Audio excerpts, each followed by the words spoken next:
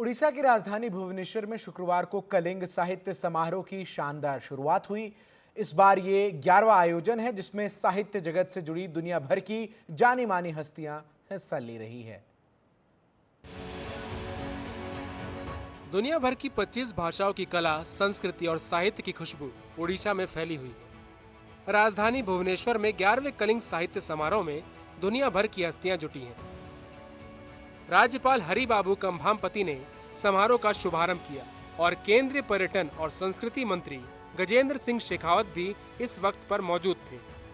अमृत काल में प्रवेश से लेकर के और देश की आज़ादी के शताब्दी वर्ष पूरा होने तक इस 25 साल के कालखंड के भारत के लिए जो सबसे महत्वपूर्ण यात्रा है, इस यात्रा में निश्चित रूप से भारत के साहित्य के सृजकों का बहुत बड़ी भूमिका भी है और योगदान भी होगा।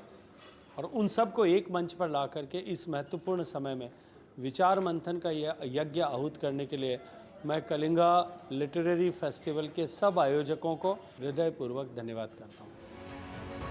उड़ीसा में कलाओं का लंबा और गहरा इतिहास रहा है। इस बार भी इस समारोह में कई सत्र होंगे जिनमें राजनेता, लेखक और विचारक कला की परंपराओं, इतिहास और राजनीति पर अपने विचार रखेंगे।